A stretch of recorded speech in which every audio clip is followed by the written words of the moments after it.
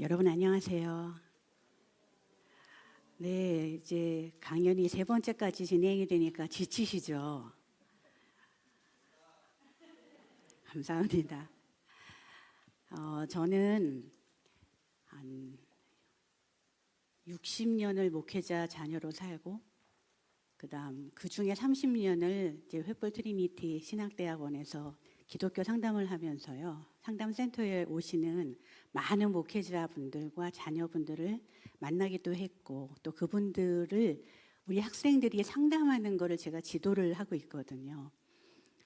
이렇게 살아서 오늘 정말 의욕이 너무 막 차오르는 거예요. 정말 이거는 내가 잘하고 싶다, 막 이런 마음이 아침에 드는데, 아침에 묵상을 집에서 시간이 없어서 못하고 학교에 와서요, 제가 그럴 때 쓰는 방법은 오스왈드 챔버스라는 분이 쓰신 주님은 나의 최고봉 오늘자 날짜를 읽습니다.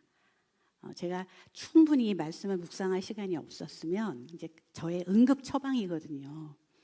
그래서 오늘자 날짜를 딱 펼쳤는데 이런 말이 있는 거예요. 당신이 누군가를 너무나 도와주고 싶고 누구의 필요를 너무나 채워주고 싶다면 당신은 하나님의 의도에서 벗어나 있다는 뜻입니다.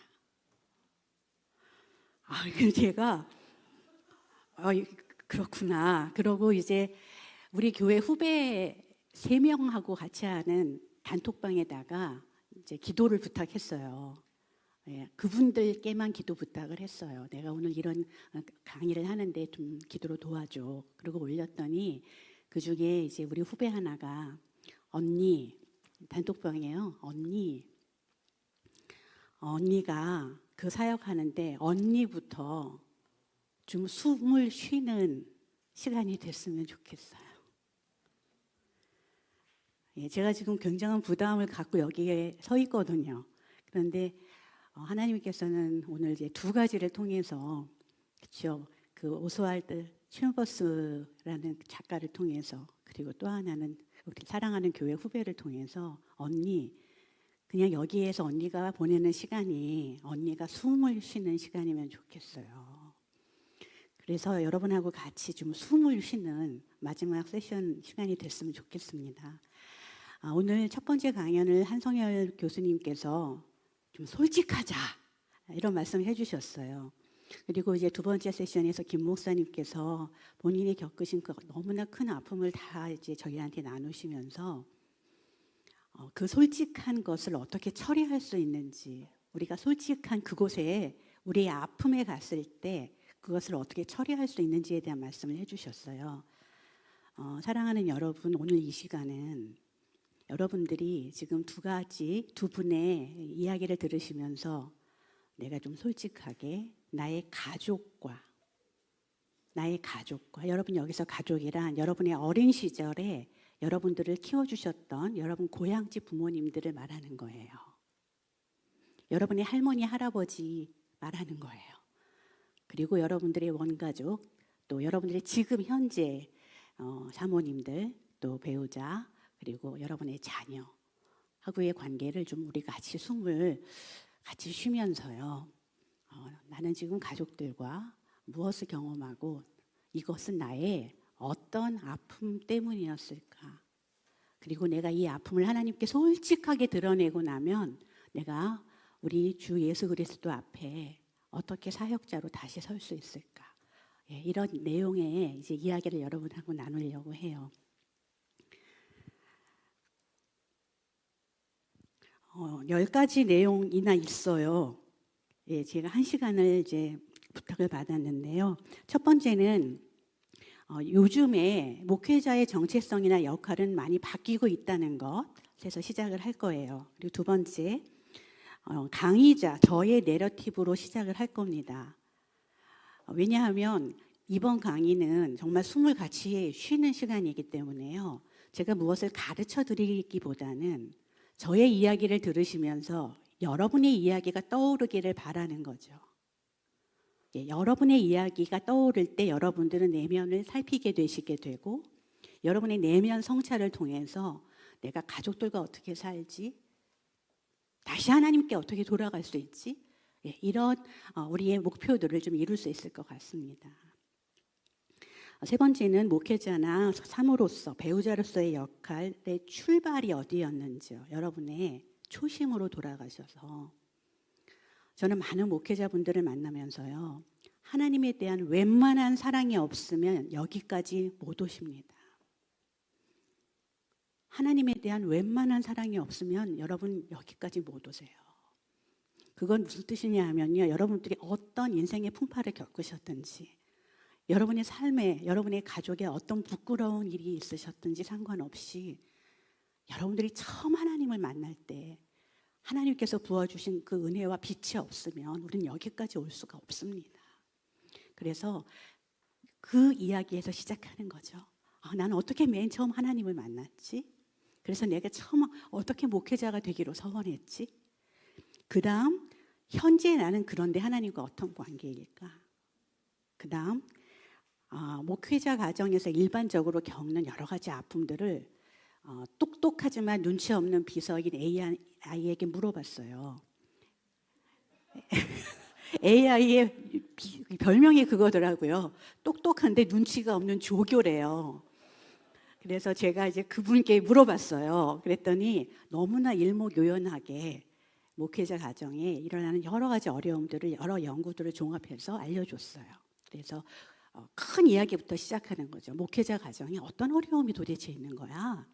여기서 시작해서 다시 여러분의 이야기로, 여러분의 가족 이해, 그리고 여러분들이 현재 배우자와 또 자녀와 경험하는 이야기 안에 들어있는 상담의 원리들이 있어요. 그 두 가지는 이마고와 보행 치료인데요. 또는 대상관계, 보행 이론 이렇게 이야기를 하지만 저도 김 목사님 오늘 강연을 들으면서 와 저렇게 어려운 이야기를 이렇게 쉽게 하시다니 저도 좀 자극과 도전을 받으면서 좀 쉽게 이 이야기를 여러분들하고 풀어보려고 해요.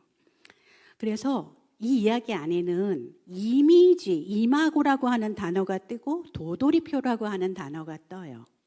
그래서 오늘 저의 이야기의 핵심은 나의 머리 안에 들어있는 이미지와 내 인생에서 관계에서 반복되고 있는 이 도돌이표를 어떻게 찾을 것인가 하는 거예요.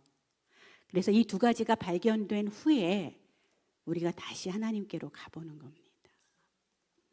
다시 하나님 앞에 서서 우리의 새로운 출발을 하나님과 함께하는 그런 시간이 되시기를 바랍니다. 저의 내러티브, 저의 이야기에서 시작합니다. 저는 재건교회, 재건파라고 혹시 들어보셨어요? 신사참배에 반대하고 엄청 고집스러운 그러나 굉장히 경건하게 살고자 노력하는 분들인데요. 우리 아버님은 재건교회와 합동측 교단을 거친 한 교회에서 40년 정도 목회를 하신 목회자였습니다. 저는 그의 첫 딸이었어요.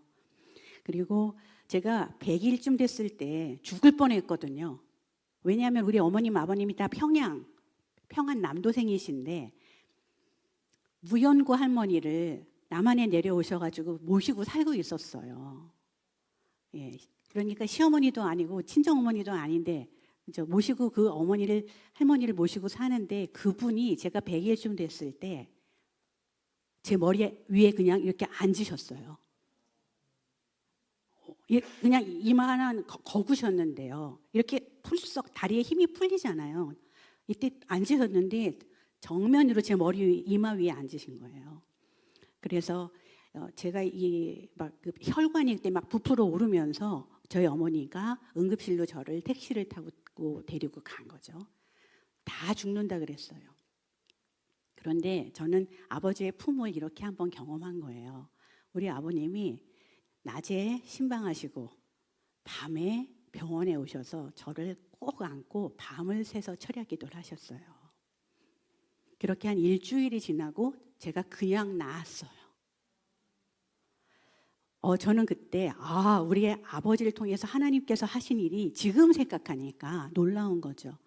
우리 아버지가 저에게 생명을 주신 것처럼 하나님은 저에게 생명을 주셨어요. 우리 아버지가 저를 다시 살리신 것처럼 하나님은 저를 다시 십자가에서 살려주셨거든요. 이런 것들이 이제 저희 아버님하고 있었던 중요한 사건들입니다. 모든 목회자 자녀가 다 그런 건 아니지만 대부분 여자 딸들은 피아노를 잘 쳐요. 그렇죠? 예, 저도 피아노를 좀 쳤어요. 그래서 초등부 때, 중등부 때 계속 교회 반주를 하다가 결국 대학부 때 이게 터졌어요. 왜냐하면 수련회 반주를 하는데 너무 열심히 해가지고 막 손가락에 피가 났거든요. 지금은 여러분 밴드가 있죠. 그때는 딱 기타 하나, 피아노 하나. 그러니까 피아노가 굉장히 역할이 중요했죠. 열심히 했어요. 그런데 세상에나 저는 막 열심히 막 손가락이 아픈데 치고 있는데요. 앞에 있는 회중들, 성도들은 은혜를 받은 거예요. 그래서 막 콧물, 눈물 흘리면서 기도를 하는데요. 제 마음은 싸늘한 거예요. 하나님이 믿어도 안 지고 감격도 없고 제가 그 순간 하나님한테 소리 질렀어요. 하나님 이게 뭐냐고요. 그러면서 제가 하나님 지금 나이가 22인데요. 이렇게 말했어요. 제가 나이가 22인데요. 이제 1년 안에 저를 만나주지 않으시면 제가 22년 교회에서 그렇게 봉사하고 고생한 것도 제가 목사 딸인 것도 미련 없습니다. 이렇게 말씀드렸어요. 1년 안에 저를 안 만나주시면 저는 교회를 떠나겠습니다. 그런데 하나님께서 저의 이 절박한 기도를 거의 협박처럼 한 기도를 들으시고 어느 수련회에서 예수 그리스도의 부활이 이성적으로 사실일 수밖에 없다라는 거를 제 마음 안에 확신을 시켜주시면서 제가 성경 전체를 믿게 되는 놀라운 일을 제 인생에 벌여주셨어요. 그러나 저는 그날 이후로 매일 저의 죄와 싸우고 살고 있습니다. 예수님이 나를 위해 죽으셨다는 건 너무 명료하지만 저는 저의 욕심이 늘 너무 크거든요. 그래서 늘 저의 욕심을 따라 살면서 이것을 하나님의 십자가 앞에 다시 가져가고 다시 가져가는 이 훈련을 지금도 하고 있습니다. 그러면서 여러분 목회자 자녀로 자란 제가 저희 아버님 세대의 목회자분들을 보면서 이런 생각을 합니다. 그분들의 공과 과가 있거든요. 예, 우리 선대 목사님들, 우리 아버님만 봐도요. 어떻게 목회를 하셨냐 하면 지금은 장례 문화가 너무 잘 돼 있잖아요. 그런데 그 당시에 목회자들은 장례가 나면 성도들의 시신을 닦았습니다. 염을 하면서 장례를 치렀습니다. 그러면 생각해 보세요. 내 가족의 시신을 닦아준 그 목회자, 그 목사님 있는 교회에 가고 싶겠어요? 안 가고 싶겠어요? 이렇게 전도를 해서 교회가 일어난 거죠. 우리 선대 목사님들의 희생과 그 노력은 저희가 정말 폄하할 수 없습니다. 그러나 우리 선대 목사님들이 살았던 시대를 보십시오. 그분들은 일제치하를 겪었고 한국 전쟁을 겪었습니다. 그래서 하나님의 나라의 가치와 그렇게 많이 연결되지 않는 반공, 성공, 반공, 성공의 이 기치를 드시게 된 거죠. 다른 분들이 그런 게 아니라 제 아버님이 그랬다는 뜻입니다. 그래서 제가 우리 아버님을 두고 많은 고민을 하면서 제 아버지를 이해할 수 있었던 가장 큰 힘이 된 것은요. 결국 저를 만나는 거더라고요.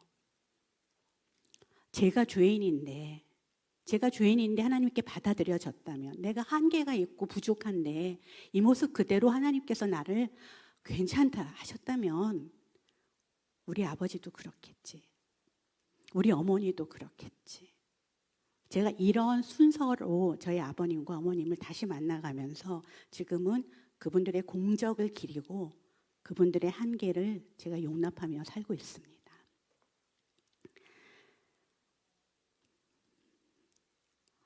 이제는 이제 여러분의 이야기를 한번 열어볼게요.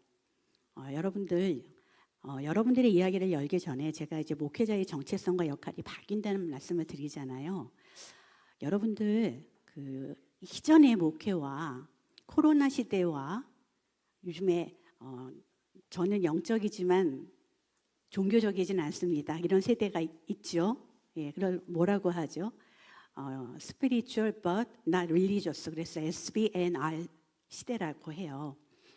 나는 예수님은 좋은데 교회는 싫어요. 예, 이런 세대가 지금 온 거죠. 더 나아가서 AI 시대가 열려요. 예, 그렇다면 한성열 교수님 말씀해 주신 것대로 여러분 설교문이요, AI가 우리보다 훨씬 더 잘 씁니다.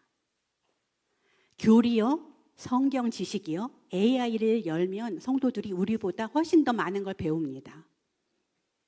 그럼 우리는 어떤 역할을 해야 되겠습니까? 제 똑똑한 비서께서 알려주신 것은 이 화면은 안 들어가 있었군요.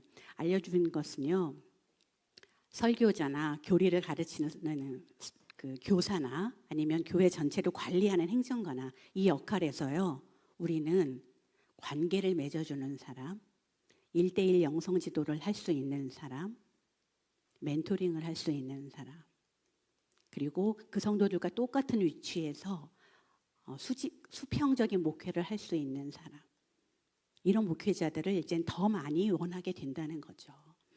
예, 그렇다면 여러분, 이게 되려면 한 교수님 말씀하신 대로 나하고의 관계가 먼저 회복이 돼야 되잖아요. 그렇죠? 출발은 여기서 시작하거든요. 그래서 여러분들 처음에 여러분들이 목회자나 사모로 서원한 순간과 그 이유가 있을 거예요. 삼각산 기도원이었어요? 네. 중고등부 수련회였나요? 어디였나요? 예, 그곳 한번 떠올려 보세요. 그리고 그때 하나님은 이래서 참 좋은 분이구나.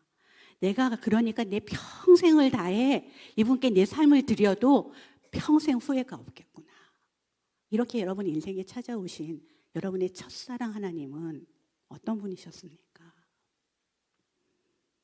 우리 잠시 그때 내가 만났던 하나님 한번 이렇게 느껴보면 좋겠어요.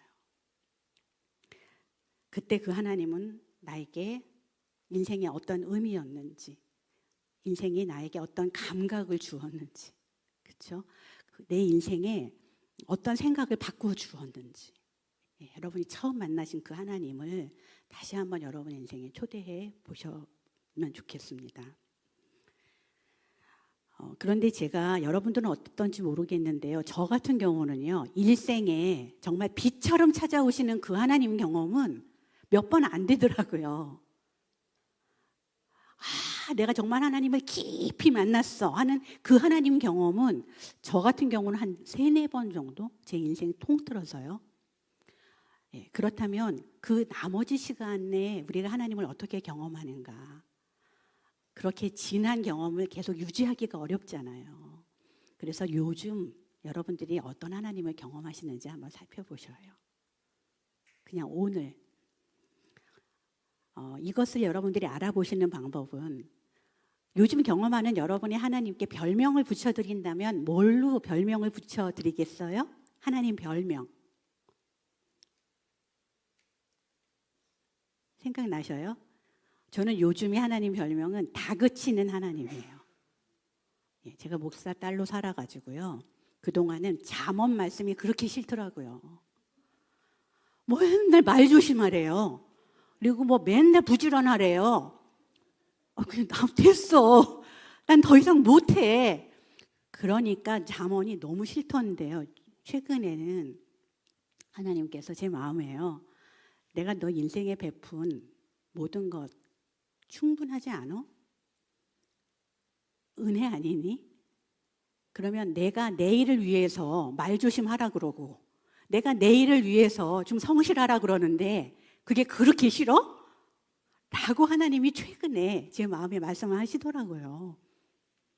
그래서 저는 요즘 경험하는 하나님은 따뜻하게 다그치는 하나님인데요. 여러분 하나님 요즘 별명 뭐라고 붙이고 싶으세요? 이렇게 하고 옆 사람하고 얘기 좀 해보면 좋겠죠. 예, 댁에서 방송을 보시는 분들 가족하고 잠깐 얘기를 해보셔도 좋겠고, 이 시간이 지나도 여러분들 한번 나눠보시면 좋겠어요. 그러면서 하나님 하면 그려지는 여러분의 날것의 느낌, 두려워, 너무 좋아, 무서워, 이런 거 있잖아요. 그 날것의 느낌이 뭔죠? 오늘 첫 시간에 목회자들이 하나님 앞에서 가장 솔직하기가 어렵더라. 저 그 말씀이 너무 공감이 되거든요. 그냥 한번 열어서 하나님 할 때 딱 느껴지는 목사이지만 사모이지만 내 안에 딱 떠오르는 그 감정, 느낌, 감각 뭘까요? 그리고 저처럼 이미지, 별명 이런 거 생각해 보시면 좋겠어요. 그러면 그것이 바로 요즘 목회자 여러분들이, 사모님인 여러분들이 경험하시는 하나님이지요. 자, 이제는 이야기를 조금 바꿔서 큰 그림, 목회자 가정에 목회자가 있고 배우자가 있고 자녀가 있죠. 그러면 목회자와 배우자와 자녀 이 3자는 도대체 뭐가 그렇게 어렵다고 하는 걸까? 제가 프롬프팅을 여러 번을 해가지고요, 이 표를 AI 비서에게 받았어요. 그래서 이런 기쁨이 있대요, 목회자들한테는. 첫 번째, 여러분들 걸 한번 찾아보세요. 난 이게 있지. 첫 번째는 하나님의 교회를 섬기는 의미와 보람이 있대요. 있으시죠? 그럼요. 그 다음에 여러분의 성도들과 영적인 가족을 이뤄나가는 그런 경험이 너무 의미 있다는 거예요. 이게 가족이야. 그렇죠? 세 번째는 여러분들의 자녀들이 목회자 가정에서 자라면서 이 말씀과 이 신앙적인 환경에 계속 노출이 되니까 좋은 거 아니에요. 이것도 하나의 보람과 기쁨으로 느끼는 분들이 있어요. 또 하나는 여러분들이 했던 그 사역이, 예를 들면 새신자 초청잔치라든가 아니면 지역에 어떤 행사를 했는데 너무나 성공적이었어요. 여기서 느끼는 기쁨과 보람도 있죠. 그렇죠? 그러나 한편 목회자가 전반적으로 겪는 어려움 중에는 만성피로 있답니다. 할 게 너무 많아요. 새벽부터 밤까지. 그리고 주말이 없어요. 여러분들, 제가 우리 아버님하고 있을 때 참 힘들었던 게 뭐냐 하면요, 주말이 없어요. 목회자 가정에는. 보세요. 토요일이 되면 설교 준비하신다고 들어가서 앉아 계세요. 그러면 집은 조용해야 돼요. 주일은요, 하루 종일 나가 계셔요.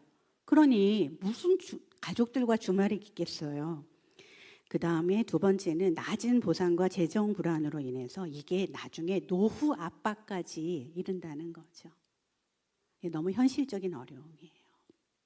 세 번째는 많은 이야기를 지금 앞에서 해주셨어요. 나는 모범적이어야 해. 성도들의 비판 있으면 안 돼. 갈등이 있으면 안 돼. 이러다 보니까요, 여러분들이 번아웃이 오는 거예요. 소진이 되는 거죠. 그리고 말씀드린 대로 가족 시간이 부족하고 그것에 대해서 또 나한테 죄책감을 씌워요. 아이고, 목사라고, 아버지라고, 엄마라고 이것도 못 해주고, 그죠? 나한테 또 죄책감이 와요. 그 다음에 우리는 사적인 고민을 나눌 수 있는 사람들이 없어요. 그러니까 더 외롭고 더 고립이 되는 거예요. 또 하나는 부교역자 시절을 생각해 보세요. 계속 이동하시죠? 줄을 바꿀 때도 있고요, 돌을 바꿀 때도 있어요. 이럴 때 가족이 적응을 해야 되니까 다 같이 이런 스트레스도 굉장히 크더라라는 것들이 밝혀져 있어요. 자, 이번에는 사모님 또는 사부님, 배우자의 기쁨과 어려움은 뭐가 있을까요?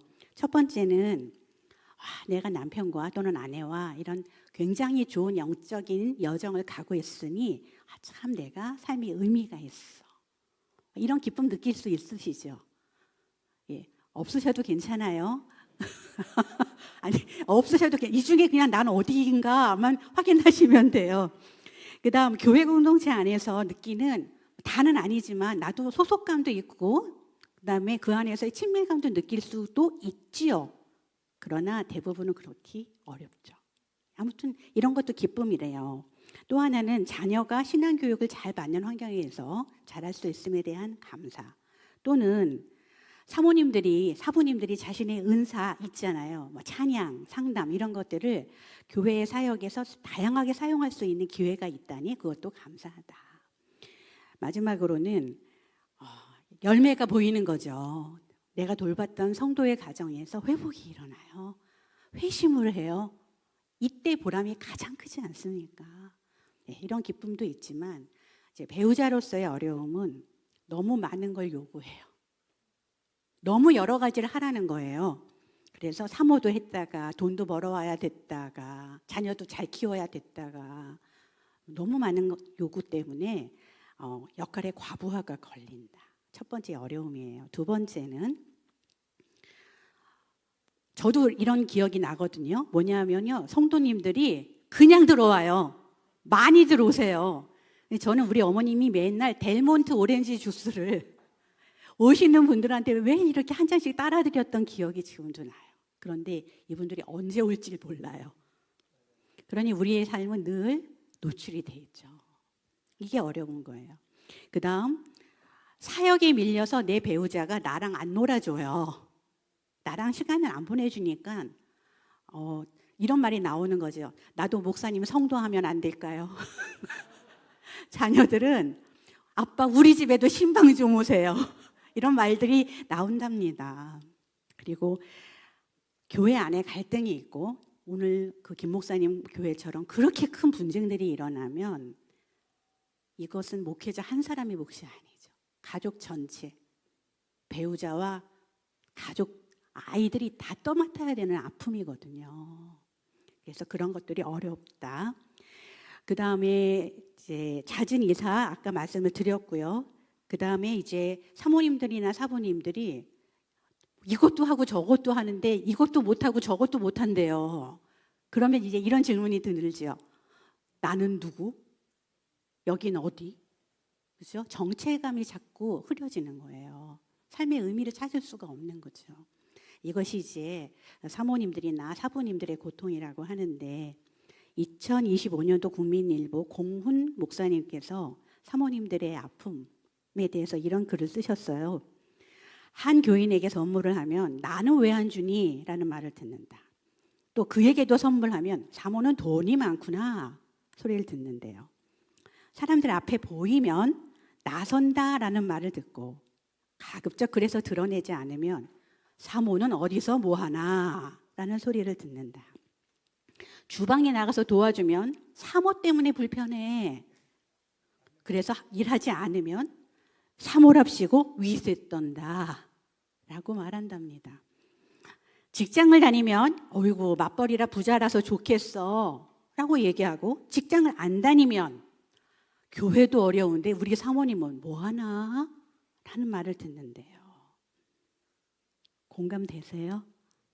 네, 목회자 여러분, 여러분들은 느끼실 수 없었겠지만 여러분의 배우자는 교회에서 이 어려움을 당하고 계신 거죠. 그러면 우리 자녀는 어떨까요? 우리의 자녀. 우리 자녀들이 교회 생활을 하면서 목회자 자녀로 겪는 기쁨. 일단 여러분들 많은 말씀과 예배, 성경 공부에 노출이 되니까 영적인 토양이 풍성해지겠죠.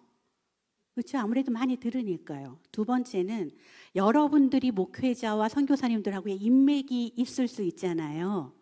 그래서 어려움이 생기면 우리 자녀 누구 좀 도와줄래? 얘기를 좀 해줄래? 이런 이 네트워킹, 영적 멘토링이 만들어질 수 있다는 이야기를 해요.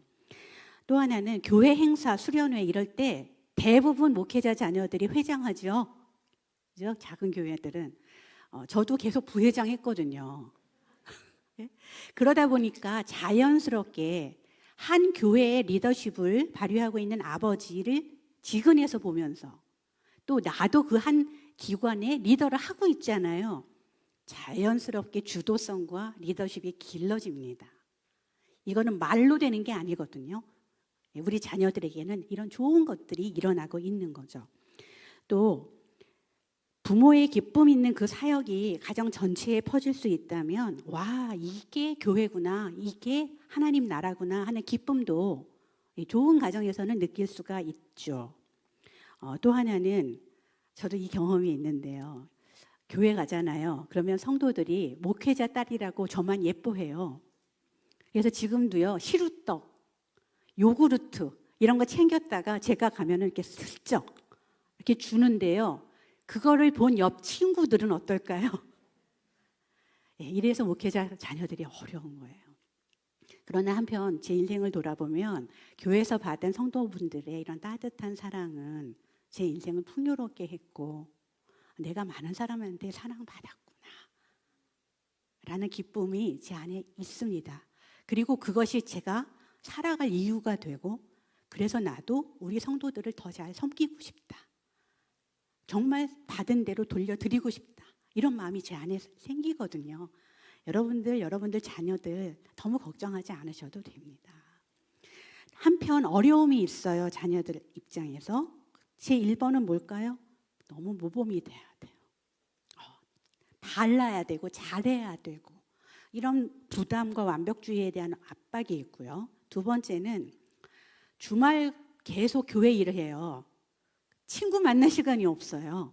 그러면 자연스럽게 우리 아이들이 그 학교 친구들이나 동네 친구들한테 혹시 소외되는 일도 있을까 한번 살펴봐도 좋죠.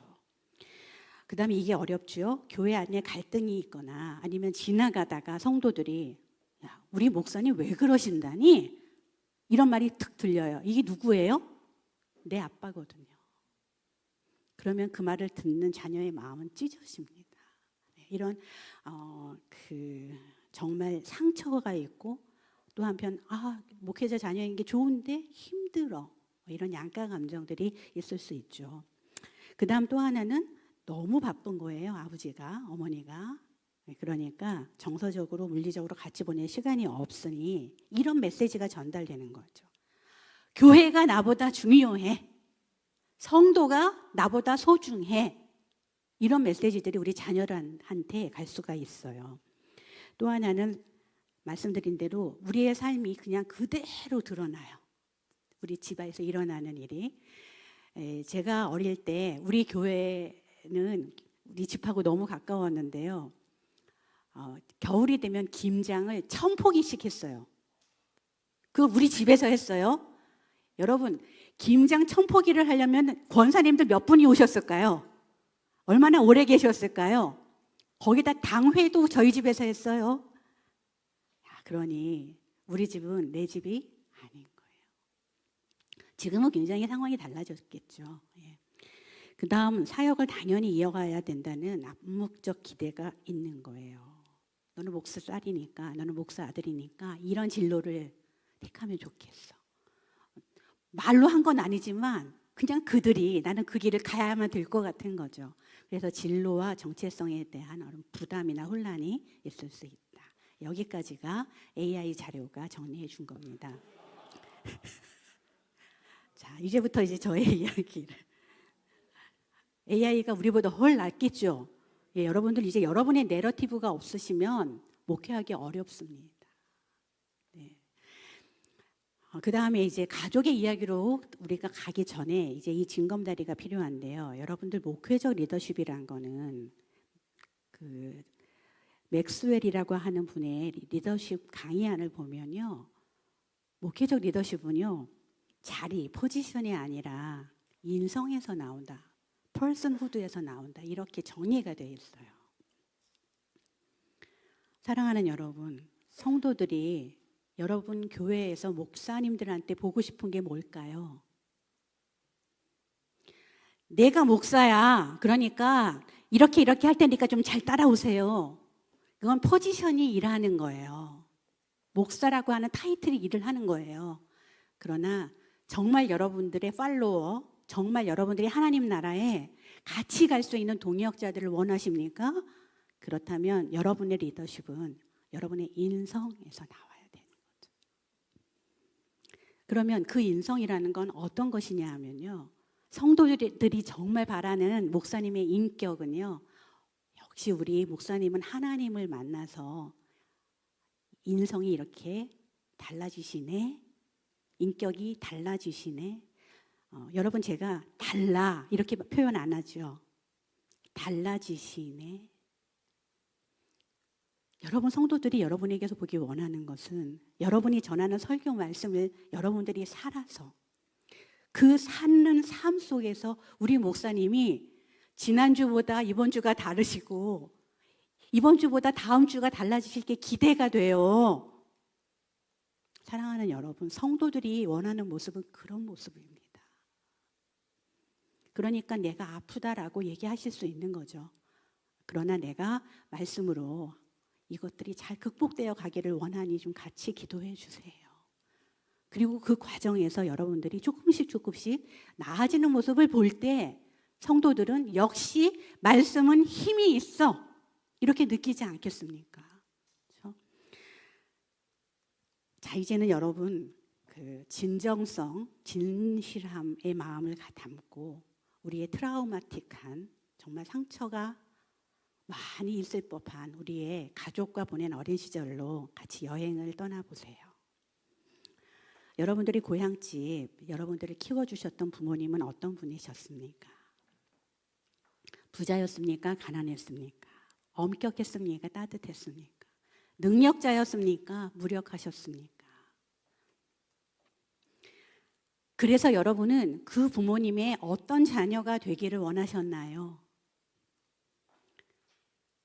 여러분들은 그 부모님의 그 자녀가 돼서 부모님에게 어떤 사랑과 인정을 받아보고 싶으셨어요? 여러분들이 그 자녀가 돼서 어떻게 부모님과 더 친하고 안전하게 지내보고 싶으셨어요? 여러분들, 제가 인성 이야기를 하고 지금 관계로 넘어가잖아요. 예, 한 교수님도 똑같은 순서를 말씀하신 거예요. 나하고의 회복이 어디서 오냐면 관계의 회복에서 오는 거거든요. 왜냐하면 우리의 마음은 관계에서 만들어집니다. 우리의 인성은 관계에서 만들어집니다.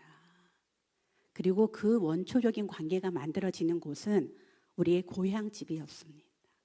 다른 곳이 아니라 여러분이 태어나서 자란 여러분의 고향, 거기서 경험한 여러분 부모님과의 관계였습니다. 여러분 부모님은 어떤 분이셨어요? 그리고 그분 아래서 여러분은 어떤 자녀였습니까?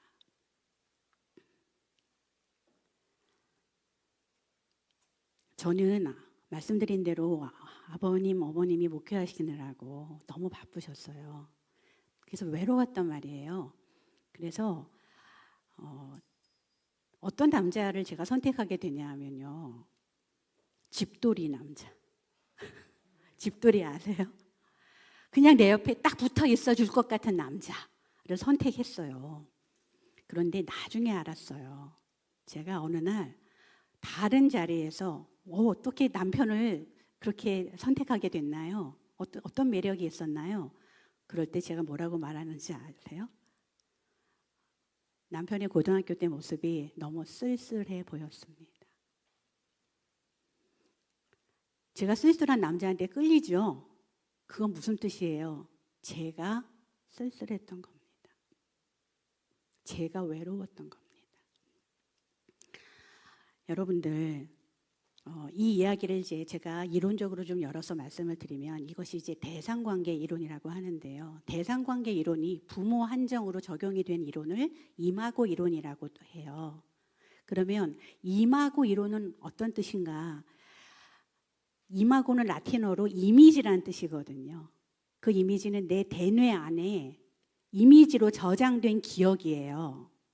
그런데 내 대뇌 안에 이미지로 어떤 기억들이 저장되어 있냐 하면 내가 고향집 부모님하고 경험했던 좋은 것들, 안 좋은 것들, 힘들었던 것들, 이런 것들이 다 있는데 그게 다 여기에 이렇게 이미지로 뚝 들어가 있다고요. 그래서 지금 여기서부터는 여러분 저의 내러티브를 따라오시면서 여러분들도 여러분의 내면, 여러분의 관계를 열고 보시기 시작하셔야 됩니다. 그래서 여러분들 배우자 어디에 끌리셨어요? 처음에 와, 막 후광이 비칠 때 있잖아요. 막 케미칼이 생길 때. 그럴 때가 언제였어요? 어떤 데 끌렸는지를 아시는 게 중요해요. 저는 아까 집돌이일 것 같은 남자한테 끌렸다 했잖아요. 그렇죠? 그건 왜냐하면 저의 이마고 이미지에는 늘 혼자 공허하게 집에 남아있던 저가 있는 거죠. 그래서 대충 배우자를 어떻게 선택하냐 하면 내 부모가 나한테 잘해줬던 것을 계속 줄 수 있을 것 같은 상대. 또는 내 부모가 나한테 너무나 결핍되게 주지 않아서, 또는 내 부모가 너무 그게 싫어서 내 부모랑 정반대의 경험을 나한테 해줄 수 있을 것 같은 상대. 예를 한번 들어볼까요? 남자분들 같은 경우 이렇게 선택할 수 있어요. 우리 어머니가 되게 냉랭했어요. 그리고 잔소리쟁이였어요. 그러면 어떤 여자들한테 끌릴까요? 내가 떠오를 때는 미소가 아름다운 여자. 내 얼굴 웃는 모습이 예뻐서 끌렸지. 그런데 그 이면에는 뭐가 있어요? 잔소리 안 할 것 같은, 나한테 늘 따뜻한 이야기 해줄 것 같은, 그런 기대를 가지고 배우자를 선택하죠. 그런데 정말 그렇게 미소만 아름다울까요? 결혼해서 살다 보면 왜 재활용 쓰레기 봉투는 이번에 안 버렸어요, 이렇게 얘기를 하면 그것이 이제 어떻게 돼요? 내 안에 있던 엄마 잔소리쟁이 차가운 어머니랑 한번 연결이 돼요. 그러면서 어머나, 내가 사람을 잘못 봤네. 미소가 아름답긴 뭐가 아름다워. 이렇게 되는 거죠. 그러면서 거기서부터 아주 사소한 걸로 갈등이 시작이 되죠. 아내분들, 여자분들도 한번 내가 내 남편을 선택할 때 어디에 끌렸는지 한번 떠올려 보세요. 보통 너무나 무능하고 무력한 아버지랑 산 딸들은 어떤 남자를 원해요? 능력자, 유능해 보이는 남자, 끌리죠. 그런데 그렇게 보여가지고 결혼을 했는데 내 남편이 목회를 계속 실패해요. 누가 떠오를까요? 나를 비참하게 만들고 나를 가난하게 만들었던 그 무력한 아버지가 내 안에서 남편을 볼 때마다 자꾸 툭툭 떠오르는 거예요. 화가 나요, 안 나요? 그러니까 자꾸 잔소리를 하게 되죠. 한번 여러분 상대를 볼 게 아니라 사실은 나를 봐야 되는 거예요. 내가 뭐 때문에 끌렸나? 그런데 여러분, 이것은 성경 이야기하고 연결하면 선악과를 먹는 사건 여러분 너무 잘 아시잖아요. 먹음직도 하고 보암직도 하고 탐스럽기도 해서. 무슨 말이냐면 내 이마고가 나의 욕망을 채워줄 배우자를 기가 막히게 알아보고 선택하게 해요. 그런데 자신의 욕망 아래는 우리의 결핍이 숨어 있어요. 그렇죠? 난 너무 가난해. 또 우리 아버지는 너무 부끄러워. 그러면 어떤 남자를 또 선택했어요? 나를 당당하게 해줄 것 같은 남자. 그렇죠? 이렇게 우리 선택을 했어요. 우리의 욕망을 따라서, 우리의 결핍을 따라서. 그런데 여러분, 그것이 우리가 내 욕망은 드러내지 않고 내 결핍은 드러내지 않고 그냥 무화과 나뭇잎으로 덮는 거예요. 여러분들 갈등이 계속된다면 여러분은 성경 창세기 3장에 가죽 옷을 입고 서로를 대하는 게 아니에요. 죄송하지만 여러분은 무화과 나뭇잎을 서로 입고 서로를 대하는 거예요. 오늘 저의 이야기가 마쳐질 때 처음 만났던 그 하나님 사랑 다시 회복하시면서 가죽 옷을 덮어주신, 우리 인생에 찾아오셔서 십자가에서 내가 너를 너무 사랑해서 내 아들을 보내, 내가 내 몸을 찢고 피를 흘려서 너를 살려 라고 말씀하시는 그 하나님의 숭고한 사랑 앞에서 가죽 옷을 입고 무화과 나뭇잎을 벗고 서로를 대할 수 있는 시간이 오시면 좋겠어요. 이게 이제 이마고의 원리고요. 또 하나는 이제 다세대 전수의 이야기인데요. 이 이마고 또 대상관계를 통해서 어떤 일들이 또 벌어지냐 하면 도돌이표 반응이 일어나요. 도돌이표. 여러분, 우리 음악 공부할 때 도돌이표 나오면 어떻게 하죠? 다시 앞으로 가가지고 또 한 번 해야 되죠. 네, 이 도돌이표 반응을 이야기하는 이 다이어그램을 제가 여기다 소개를 하는데요. 여러분들이 그 가운데 있어요. 하나님 자리에 여러분을 한번 넣어보세요. 내가 가운데 있어요. 그런데 여러분들이 지금 이마고라고 하는 건 여러분의 부모님과 경험한 과거 경험은 누구하고 반복되고 재현된다는 거냐면 여러분의 배우자, 하고 반복되고 재현된다는 말씀을 지금 드린 거예요. 예. 그러면 이 관계 경험은 사실은 여러분의 직장 상사, 권위자, 남자 권위자는 아버지 상, 여자 권위자는 여러분의 어머니 상을 담고 있어요.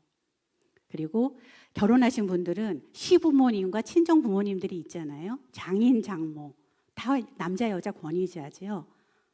여러분들 한번 나에 대한 성찰을 가지고 내가 내 주변 관계들을 어떻게 맺고 있는가, 내 부모와의 이 원형적인 관계가 어떻게 반복되는가 한번 살펴보시면 좋고요. 여러분들의 형제 자매 관계가 있을 거예요. 여러분들 어떤 형제 자매들하고 같이 사셨어요? 저는 아주 자주 이야기하는데요. 저는 이영애 씨를 닮은 여동생하고 살았어요. 탤런트 이영애 씨요. 저의 이제 고난의 여정이 이해가 되시죠? 저도 제법 눈도 크고 동글동글 괜찮게 생겼지만 이영애 씨에게 필적할 수가 없잖아요. 그런데 사람들은 눈에 보이는 예쁜 걸 참 좋아해요. 그러니까 우리 집에 성도들이 오시면 저는 그냥 패스예요. 눈에 안 들어와요. 더 예쁜 여동생이 있으니까. 저는 그 삶을 계속 반복을 하면서 여동생을 이길 무기는 공부밖에 없다. 이렇게 된 거예요. 그런데 제 여동생이 중3 때까지 전교 1등을 하는 거예요. 여러분, 저 정말 고통스러웠어요. 그래서 저는요, 이영애 씨처럼 예쁘면서 똑똑한 여자들만 보면은요, 내 사랑을 다 뺏어간 그 상대잖아요. 그래서 있잖아요. 저도 모르게 막 팔을 걸어붙이면서 네가 예쁜가 내가 예쁜가, 네가 낫나 내가 낫나 한번 해보자 이렇게 되더라고요. 저만 그런 줄 아세요?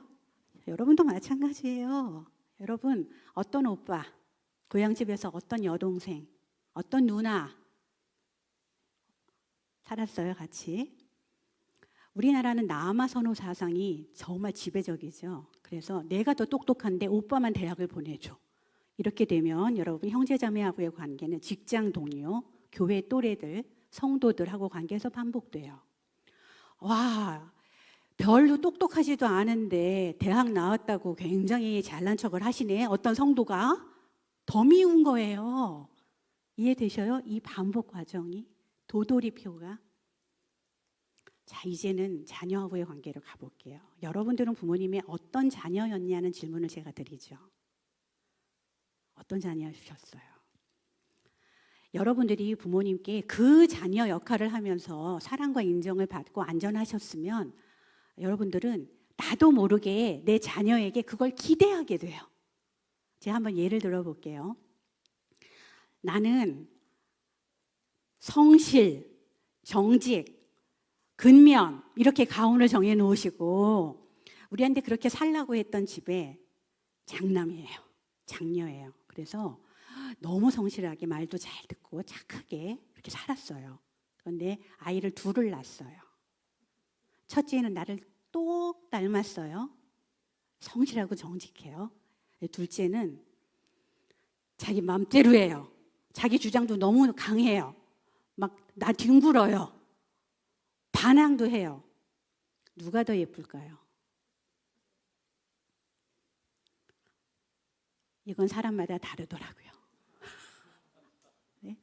어떤 분은요, 나를 닮은 첫째가 너무 이쁘죠. 그래, 인생은 그렇게 사는 거야. 그렇게 살아서 엄마 아빠가 여기까지 온 거야. 첫째가 너무 이뻐요.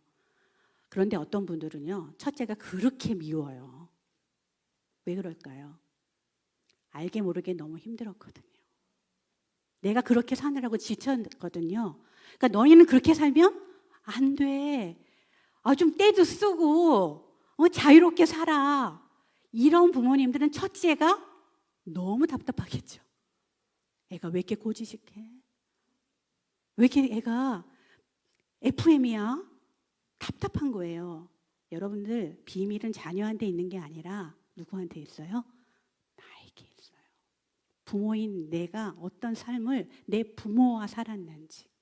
그래서 여러분 내 부모하고 살았던 삶은 내 배우자와 내 자녀하고의 관계에서 도돌이표처럼 돌고 돌고 돕니다. 그러면 여러분들 어떻게 이 도돌이표를 끝낼 수 있을까요? 어떻게 하면 이 도돌이표가 끝나요? 먼저 회개해야 해요. 사랑하는 여러분, 우리가 죄사함을 받았다, 성도들에게 회개하라는 이야기를 얼마나 많이 합니까? 십자가의 구속은 죄 고백이 없으면 있을 수 없어요. 그렇죠? 그러면 회개라는 게 뭘까요? 죄라는 게 뭘까요? 저는 한국 교회가 사실은 이 죄에 대해서 정확하고 진지하게 가르치지 않는 것이 지금의 한국 교회의 어려움을 불러일으켰다고 생각합니다. 죄가 뭐예요? 목사님들, 사모님들.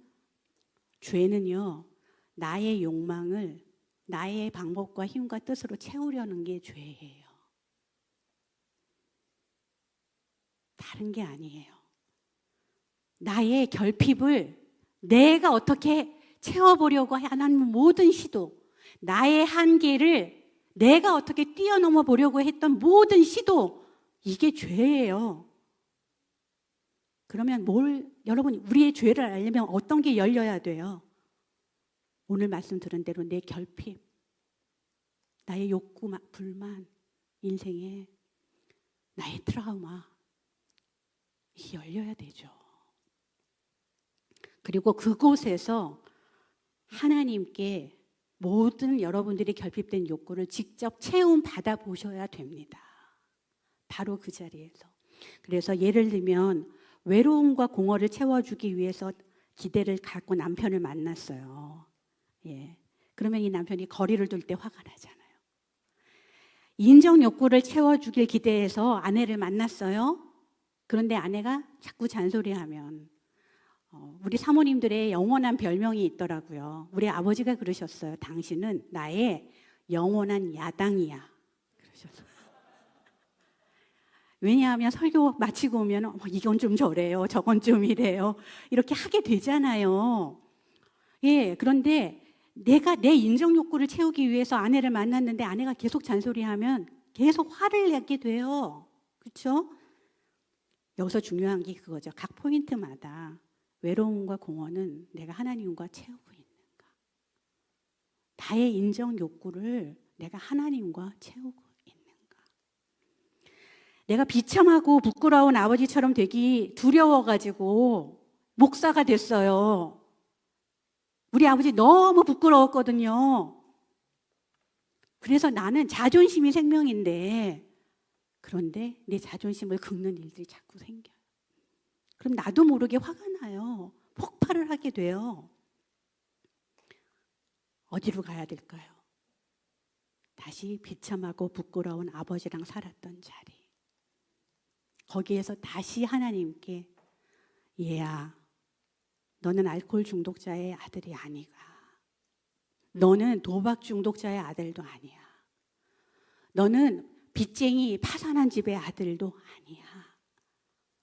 너는 내가 내 아들의 생명을 주고 살린 나의 소중한 아들이야. 여러분, 우리가 어둠이 열려야 빛이 거기를 비춥니다. 내가 비도덕적이고 양심적이지 않았던 부모님처럼 되기 싫어가지고 엄청 양심적으로 FM으로 살고 있거든요. 도덕적으로. 여러분 목사님들이니까 다 아시잖아요. 성경은 도덕 윤리교과서 아니에요. 그러면 다말, 라합 이런 사람은 어떻게 마태복음 족보에 오르겠습니까?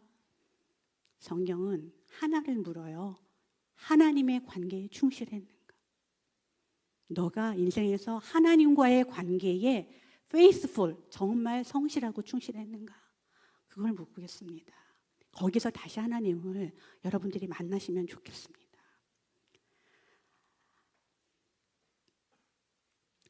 그래서 이제 이야기를 한 5분 안에 제가 마무리를 해야 될 것 같은데요. 여기서 제가 여러분들께 조금은 도전적인 질문이지만 한번 드려보겠습니다. 여러분의 목회는 여러분의 결핍과 좌절을 채워주는 수단입니까? 아니면 이 모든 것을 여러분이 열고 그곳에서 하나님께 만족감을 경험하셔서 이제는 하나님, 제 인생을 다 드려도 인정 못 받아도 외로워도 비난당해도 이제는 제가 제 인생 남은 걸 하나님께 다 드리고 가도 여한이 없겠습니까? 이런 마음으로 드리는 여러분의 사랑의 표현입니까? 여러분의 목회는 여러분의 결핍을 채우는 수단입니까? 아니면 모든 걸 이미 채우신 하나님 사랑에 대한 보답입니까? 이것에 대해서 제가 또 저의 AI 비서에게 물어봤어요. 여기에 그 데이비드 폴리슨이라고 하는 웨스트민스터의 교수님이 쓰신 그 엑스레이 질문법이 있는데요. 이것하고 저의 강의 내용을 좀 통합을 해서 점검 질문을 좀 만들어줘 그랬더니요. 여러분들 분명하게 이 대답은 여러분들이 아십니다. 그러나 좀 더 예민하게 여러분들 한번 점검해 보시면 좋겠어요. 나는 목회자 측면에서 나는 현재 가족의 친밀감보다 교회의 안정이나 사역의 성취를 더 사랑하고 갈망하고 있지는 않은가. 두 번째 질문입니다. 가정에서 배우자에게 나의 연약함을 털어놓지 못한다면 그건 완벽한 목사라고 하는 체면이 무너질까 봐 두려워서이기 때문입니까? 세 번째, 목회적인 압박이 심할 때 나는 정서적인 동굴, 내 고립감으로 숨는가? 아니면 하나님과 배우자에게 나아가서 거기서 만들어지는 안전기지라는 피난처를 구합니까? 네 번째, 교회의 목사이기 전에 한 사람의 배우자로 매일 가족에게 온전히 집중하는 마이크로 모먼트, 짧지만 온전한 연결의 시간. 짧아도 좋아요. 그러나 그 시간만큼은 우리가 함께 있어, 연결되어 있어 라고 하는 이 시간을 언제 어떻게 확보하고 싶으십니까? 목회자분들께 드리는 질문이고요. 배우자분들한테 드리는 질문입니다. 나의 정체성과 기쁨을 하나님의 사랑받는 자녀에서 찾는가? 아니면 성공적인 사역자의 배우자라는 역할에서 찾는가? 두 번째, 남편이나 아내에게 가장 분노하거나 서운할 때 그 이면에는 내가 희생한 만큼 마땅히 받아야 한다고 여기는 어떤 보상이나 권리가 숨어 있습니까? 내가 어떻게 했는데 이 말이죠. 세 번째, 목회자 가정이라는 유리여왕 속에 시선이 버거울 때, 너무 힘들 때 나는 혼자 눈물 훔치며 숨는가? 아니면 하나님의 진정한 품으로 피난을 가는가?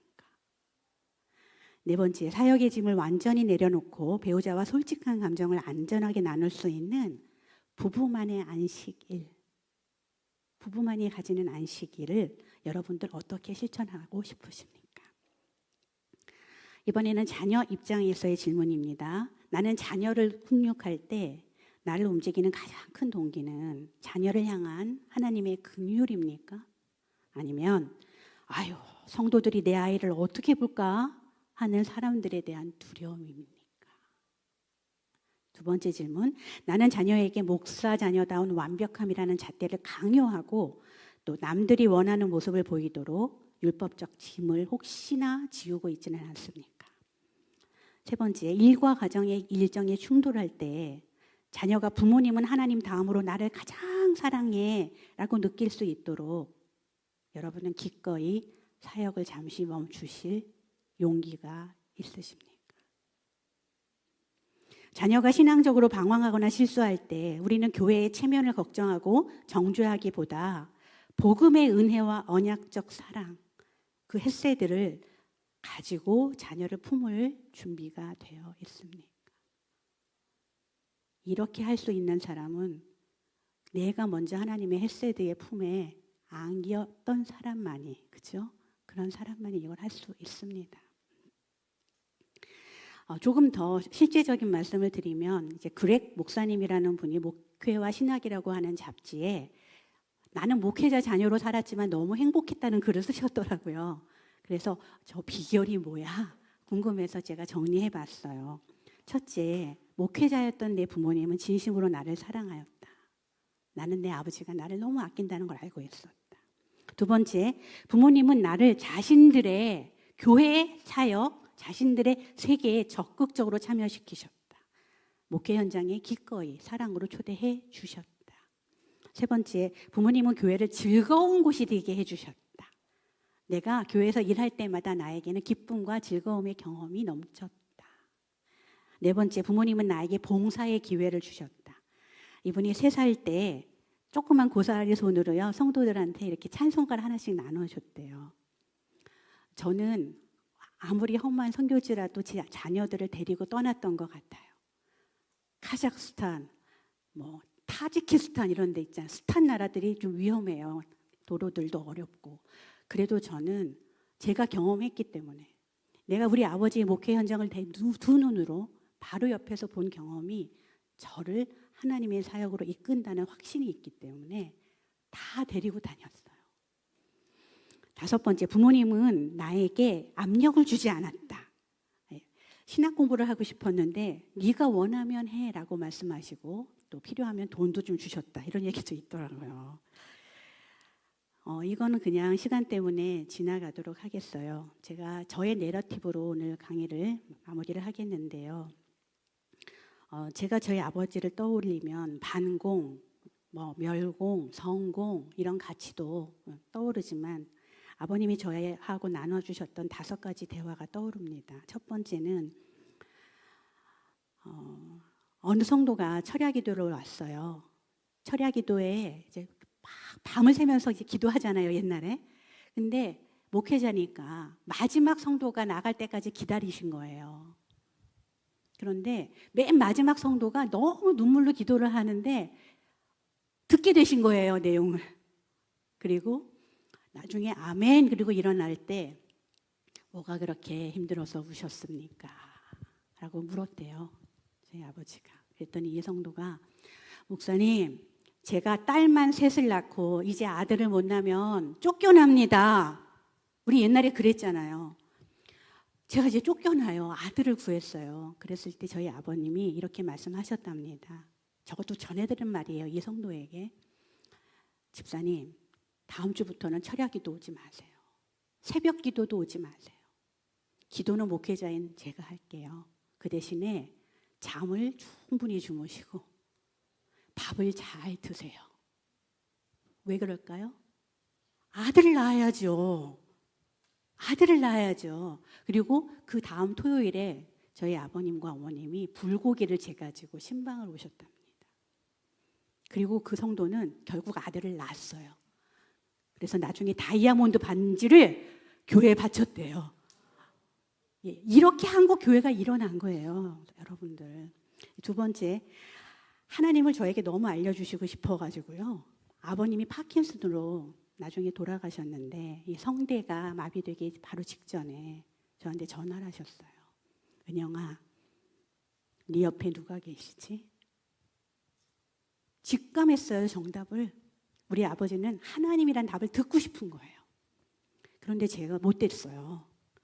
내가 목사 딸로 맨날 정답만 맞추고 살았는데 또 그걸 하라고? 그래서 진짜 이거 제가 뭐라 그랬냐면요. 나 지금 시어머니하고 첫째랑 같이 있어요. 이렇게 말했다니까요. 그런데 우리 아버지가 포기하지 않으시고 2번째 물으셨어요. 아니 은영아, 네 옆에 누가 계셔? 제가 고민이 깊어졌어요. 어떻게 대답해야 되지? 아버님이 포기하지 않고 3번째 물으셨어요. 은영아, 네 옆에 누가 계시지? 그때 제가 제 입술로 입을 벌려 아버지, 제 옆에 하나님이 계십니다. 여러분, 제가 제 옆에 하나님이 계십니다라고 하는 이 저의 고백 하나를 붙들고 저의 험난한 지난 30여 년 동안의 시집살이를 견뎠어요.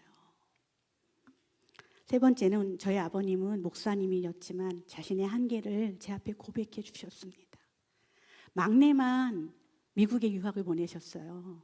그런데 어느 날 그 집에 가서, 미국 어느 그 집에 가서 카페트만 있는 집에서 잠을 자는데요. 은영아, 정말 미안하다. 내가 너도 유학을 보내줬어야 되는데 아빠의 능력이 이것밖에 안 돼. 정말 미안해. 라고 하는 진심 어린 사과를 저에게 전해주셨어요. 네 번째는 은퇴식 때 들은 이야기예요. 30여 년을 은퇴하시는, 교회를 은퇴하시는 그 영광스러운 자리에 저희 아버님이 첫 번째로 감사한 내용은 이거였어요. 저를 들의 풀도 산의 바위도 아닌 인간으로 지어주셔서 하나님과 평생 소통하며 살 수 있게 해주셔서 감사합니다. 여러분, 정말 30여 년을 너무 성공적으로 목회하시고 은퇴하는 자리에 아버지의 감사 제목은 교회를 이렇게 번성시킨 게 감사합니다 아니었어요. 성도들이 이렇게 많아진 거 감사합니다 아니었어요. 내가 창조주 하나님께 하나님과 소통할 수 있는 인간으로 이 땅에 지음받았다는 거가 감사합니다 이렇게 말씀하실 때 저는 우리 아버지의 목회 전체가 이해가 되기 시작했었어요. 마지막으로 파킨슨으로 온몸이 마비돼서 8년을 침대에 누워 계시다 돌아가시기 직전에 제가 너무나 평생 물어보기 두려웠던 질문을 아버님께 드립니다. 곧 돌아가실 거고 손도 발도 이제 움직이지 못하시는데 이 침대에 하루 종일 누워서 아버지 어떤 생각을 합니까? 저는 너무 두려운 마음으로 물은 거예요. 우리 아버지가 하나님을 원망하실까 봐. 어떤 이야기를 내가 들을까? 그런데 우리 아버님이 목소리도 잘 안 나오시는데 성경 딱 3글자를 말씀하셨어요.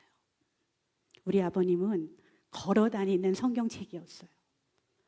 나사로 이야기는 몇 장 몇 절에 나오고 삭개오 이야기는 몇 장 몇 절에 나오고 아버님은 창세기부터 계시록까지를 아무것도 할 수 없는 상황에서 누워서 계속 쓰고 계셨던 거예요.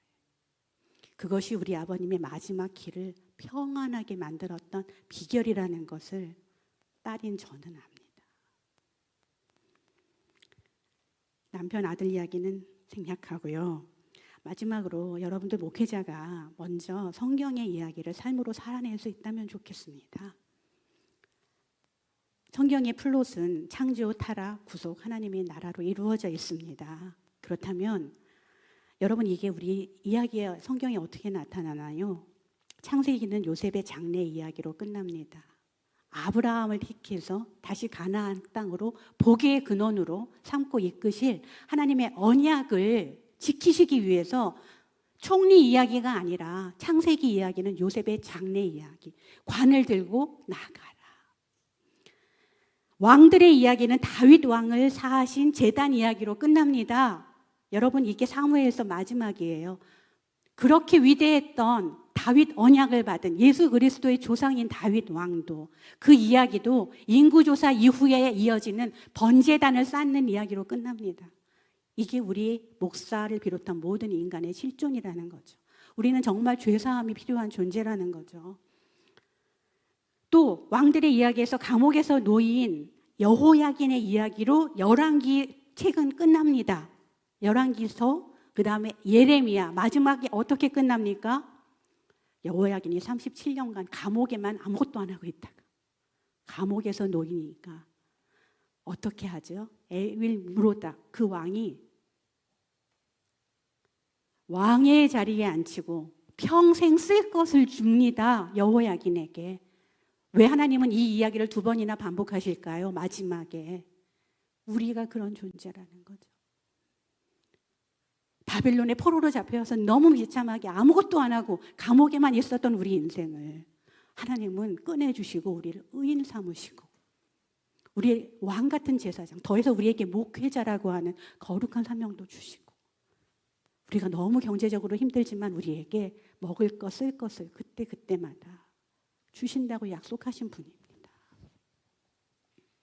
그리고 요한의 마지막 편지는 지금이 아무리 암울해도 우리가 속히 오실 메시아, 이미 예수 그리스도의 초림에 이 땅에 이루어진 하나님의 나라, 너무 지금은 아프고 힘들고 어렵지만 그때를 기다리며 그분하고의 임재와 동행을 통해서 지금 내가 하나님의 나라를 우리의 교회 성도들과 우리 가족들과 함께 사시길 원하십니다.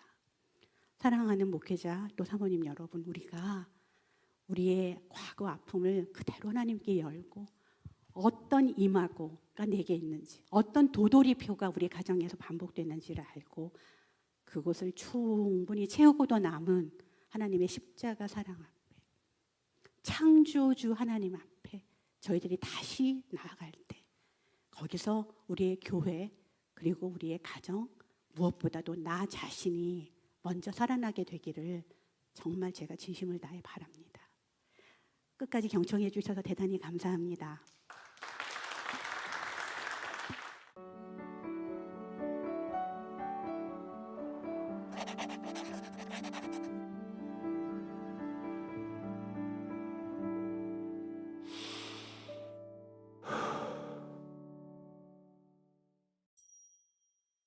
네, 귀한 강연 감사합니다. 네, 저도 잘 들었습니다.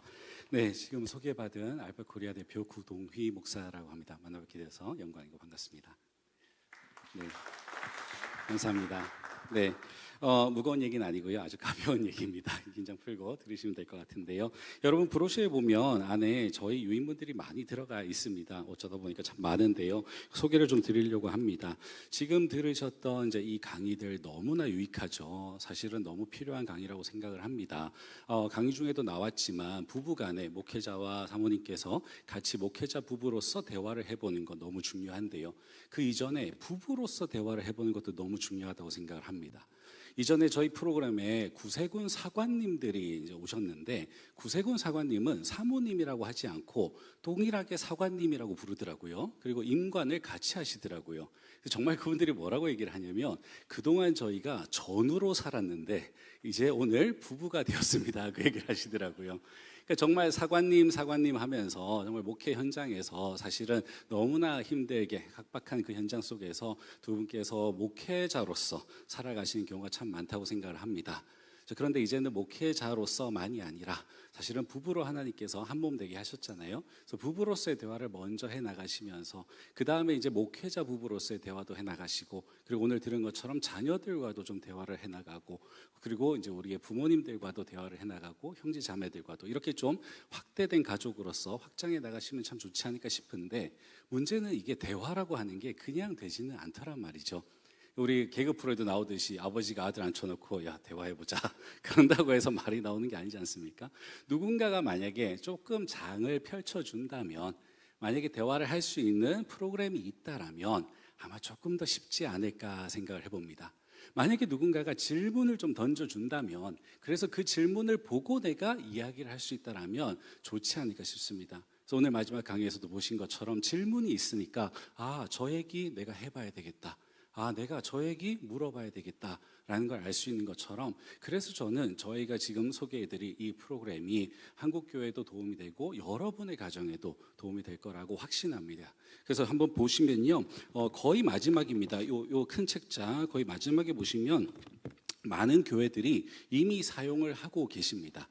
여기 마지막 페이지에 보면 저희 이제 내용이 들어가 있는데요. 더 메리지 코스라고 부부 학교라고 생각하시면 됩니다. 근데 저희는 학교라는 말은 안 좋아합니다. 또 뭔가를 배워야 될 것 같거든요. 그게 아니고 그냥 코스입니다. 코스. 그래서 저희는 오히려 데이트하는 거라고 소개를 해드려요.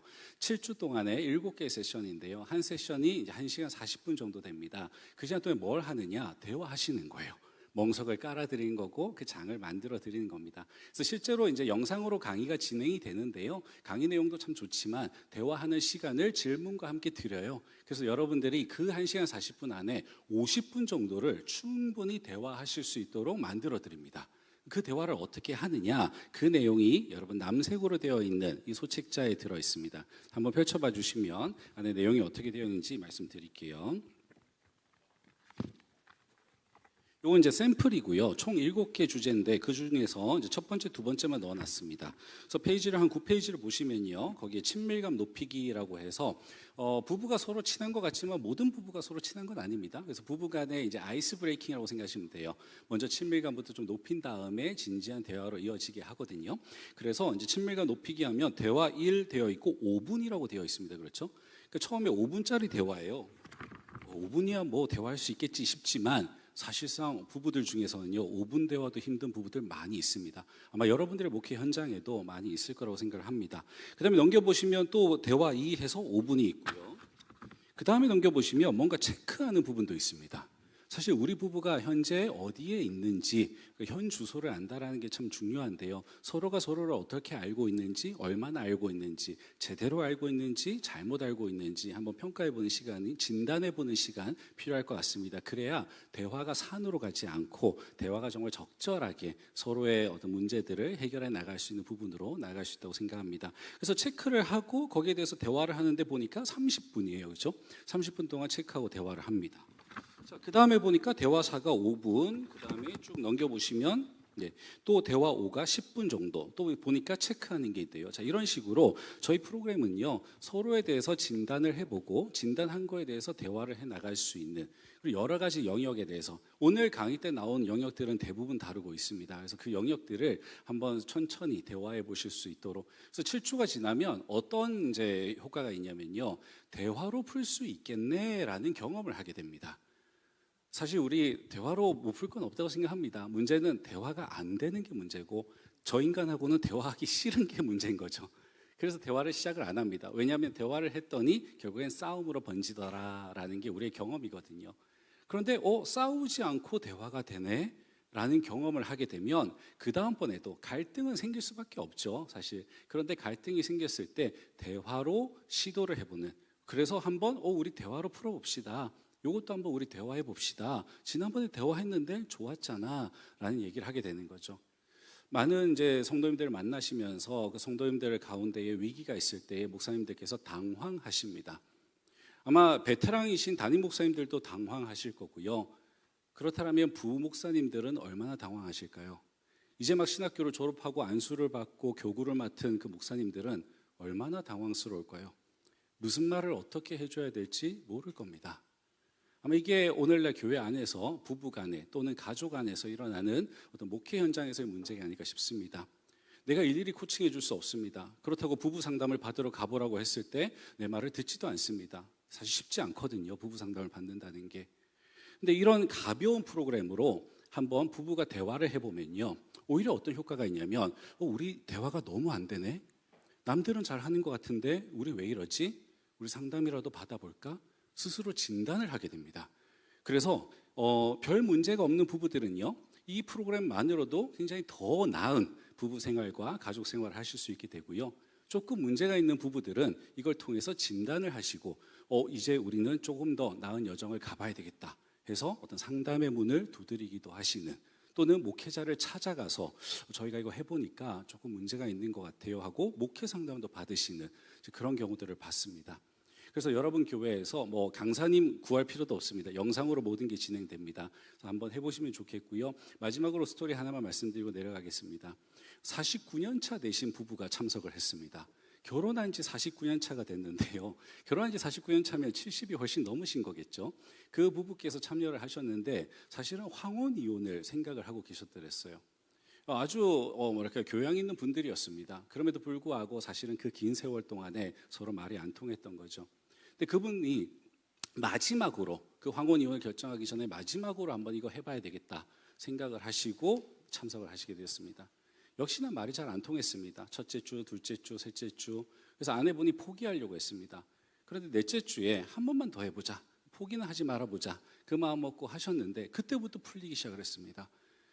평생 동안 미안하단 말 한 번도 안 하던 너무나 가부장적이었던 남편이 미안하단 말을 하게 됐고요. 그 대화 가운데에 이 아내분의 마음이 녹아져 내리기 시작을 합니다. 그래서 마지막에 끝나고 나서 간증을 하셨는데 뭐라고 하시냐면 남은 평생 데이트하면서 살게 해주셔서 감사합니다 라고 하시더라고요. 그로부터 2년이 지났습니다. 제가 이제 이 CTS에 출연을 하게 됐는데요. 그걸 보신 거예요. 그래서 권사님께서 연락을 주셨습니다. 목사님, 저희 2년째 데이트하면서 살고 있어요 하고 문자를 주시고 저에게 기프티콘을 보내주셨습니다. 너무 감사하죠. 여러분, 결혼한 지 49년 차면 뭐가 변할까 싶지 않습니까? 80이 다 되신 분들이 뭐가 변할까 싶지 않습니까? 그런데요, 이 짧은 7주만의 과정을 통해서 서로 간의 대화를 통해서 그 변화가 일어나더라고요. 젊은 부부들은 오죽하겠습니까? 부디 여러분 교회에서 이 프로그램을 통하여서 그 부부들의 대화가 살아나고 소통이 살아나고 자녀들의 정서적인 안정을 얻어가는 그 귀한 값진 경험들을 다 하시기를 간절히 바랍니다. 긴 얘기 들어주셔서 감사합니다. 남은 시간도 좋은 시간 되시기 바랍니다.